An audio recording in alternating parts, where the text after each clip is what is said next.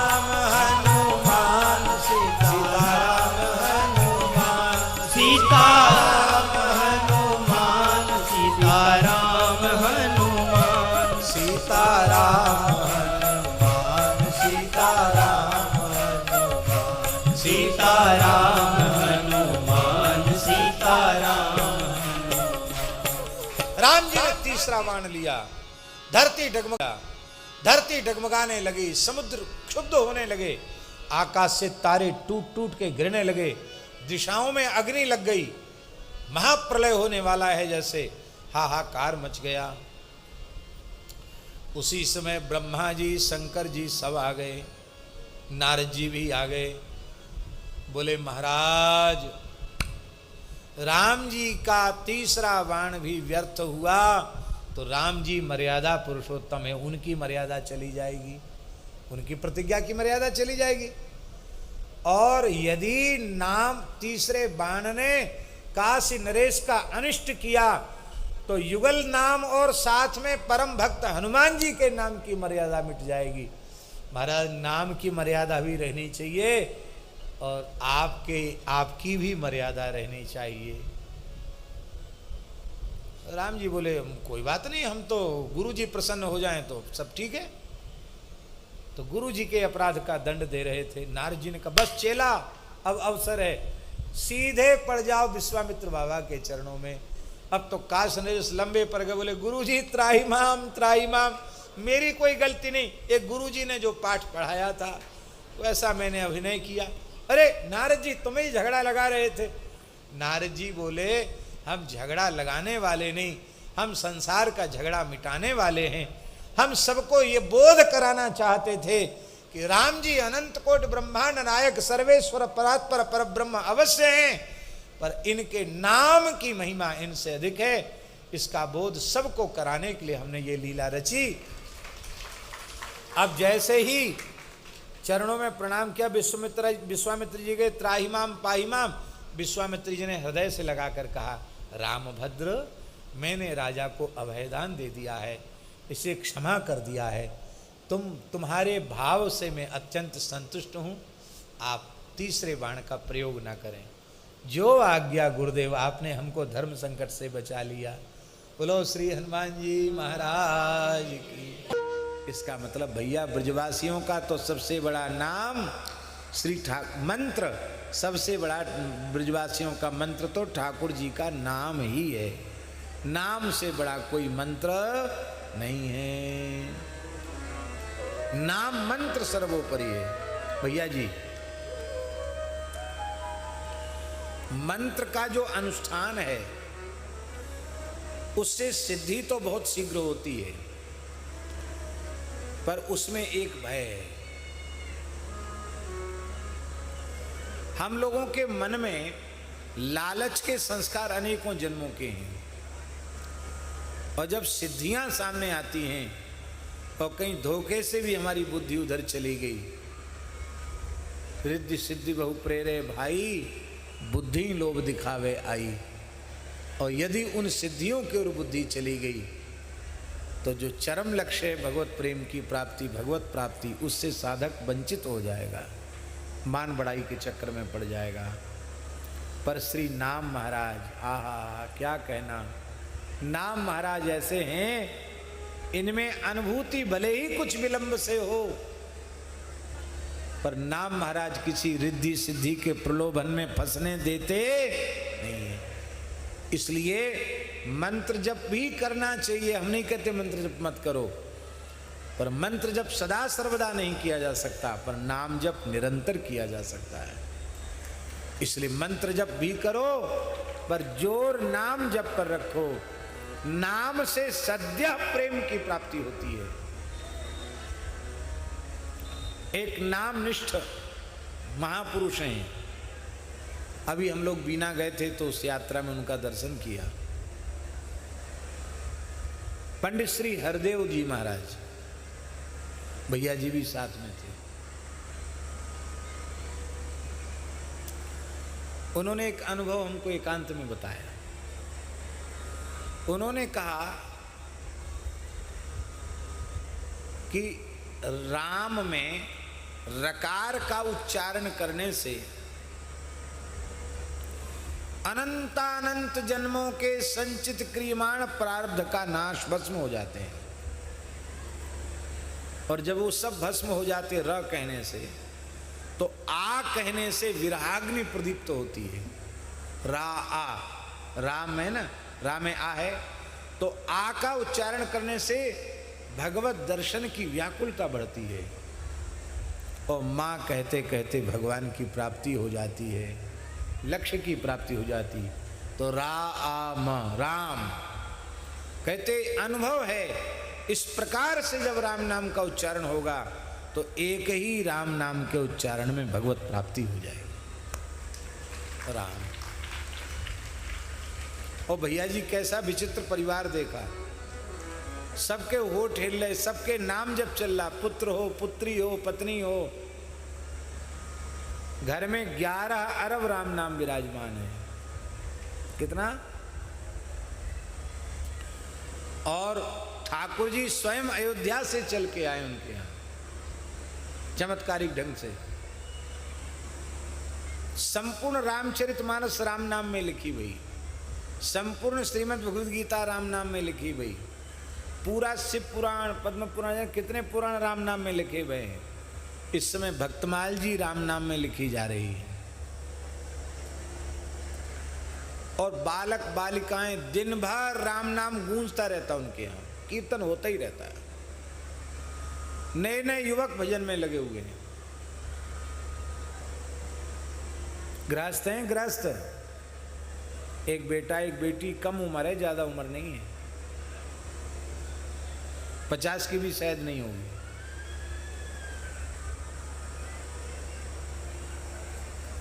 पैंतालीस के करीब होगी। और महाराज जी कोई काम नहीं करते हैं, ना एक पैसा की काऊ की नौकरी है, प्रवृत्ति चलाने का कोई साधन उनके पास नहीं है और किसी वस्तु का अभाव नहीं है। क्यों? वो कहते महाराज हम अनुभव कर रहे हैं, अनन्यास चिंतन्तो माम ये जना पर्युपास्ते तेसाम नित्याभियुक्तानम योगक्षेमम बहाम्यहम। मैं योगक्षेम का बहन करता हूँ, उसका प्रत्यक्ष अनुभव वो व्यक्ति कर रहे हैं। आप चाहें तो देख सकते हैं, हमारी बात पर आपको संदेह हो तो आप जाकर देख सकते, अनुभव कर सकते हैं। जितने भी साधन हैं नाम के अतिरिक्त, बहुत ध्यान से सुनो, नाम के अतिरिक्त जितने भी साधन हैं कोई कम नहीं है, सब एक से एक बढ़कर साधन हैं।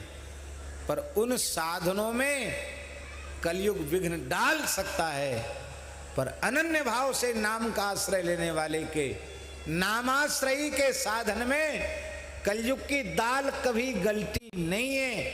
केवल नाम ऐसा है जहां कलयुग की कुछ भी नहीं चलती है। इसलिए भैया नाम सर्वोपरि है। मेरी प्रार्थना है माताओं से, ये ब्रज के गांव की माताएं खेत खलियान में भी काम करती हैं, घर में भी काम करती हैं, गैया भैंसन की सेवा भी करती हैं, बालकों की भी सेवा करती हैं, अपने परिवार की सेवा करती हैं। आप सब काम करें। हम देखते हैं गांव में, हम तो खूब रहे ना रुदान गांव में, 8-8, 10-10 दिन रह जाते, आंखों से देखते कितना काम करती यहाँ की माताएं बहनें। खूब काम करो पर निरंतर भगवान नाम का जप करो। मेरी प्रार्थना है, रोटी बनाते हुए, झाड़ू लगाते हुए, बच्चों की सेवा करते हुए नाम बंद न हो। भाई लोग खूब काम करते हैं, खेत में खलिहान में खूब काम करते हैं। किसान हैं तो क्या करेंगे, मेहनत करेंगे तभी ना कुछ खाएंगे। भाई लोगों से आग्रह है, निरंतर नाम जप का अभ्यास कर लें। प्रातःकाल जगने से लेकर सोने तक नाम की स्मृति बनी रहे। भीतर से बाहर से किसी भी पद्धति से नाम की स्मृति बनी रहे। बस इतना काम कर लो, फिर आप कहीं भी रह रहे हो और जो कुछ आपकी प्रवृत्ति का काम है आप कर रहे हो, करते रहो, कोई चिंता की बात नहीं, कहीं जाने की आवश्यकता नहीं। सर्व समर्थ महा महा महिमामय पतित पावन भगवान नाम ही आपको युगल सरकार के चरणों तक पहुंचा देगा, युगल प्रेम प्रदान कर देगा। सब कुछ नाम से होने वाला है। मेहंदी की पत्ती में लालिमा दिखाई पड़ती है क्या? कोई मशीन से उसका अर्क निचोड़ा जाए तो कैसा निकलेगा? लाल की हरा, हरा निकलेगा। और उस पत्ती को सिल पर धर के लोढ़ी से पीसो तो पीसने वाले के हाथ लाल हो जाएंगे। ऐसी भैया हरि नाम तो मेहंदी की हरी हरी पत्ती है, और ठाकुर जी ने ये तो दे दी है सिल, ये है लोढ़ी। इस लोढ़ी के बीच में रख के हरि नाम की पत्ती को खूब रगड़ो रगड़ो, रगड़ते रहो रगड़ते रहो, तो लाली मेरे लाल की जित देखूं चित लाल। लाली देखन मैं चली, मैं भी हो गई लाल, मैं भी हो गई लाल, मैं भी हो गई लाल। एक लोहार की दुकान में लोहे का काम करने वाला, अपनी ही दुकान थी उसकी, गरीब आदमी, तो उसने, बच्चे ने मुझसे कहा, गुजरात की बात है, सौराष्ट्र की, हमारे पूज्य गुरुदेव का शरणागत परिवार भक्तमाली जी का, तो एक 15-16 साल के लड़के ने हमसे कहा कि महाराज जी हम तो दुकान में घन पीटने का काम करते हैं और फिर इतने थक जाते हैं काम करके आते हैं कि फिर खा पी के सो जाते हैं। महाराज की कृपा से हो जाता है, हम कैसे भजन करें? आपने नाम की महिमा बहुत सुनाई है। तो ऐसी मेरे मन में पता नहीं क्या आया, हमने कहा कि घन तो बजाते ही हो, ऐसे पटकते हो, राम राम राम राम ऐसे भीतर से किया करो।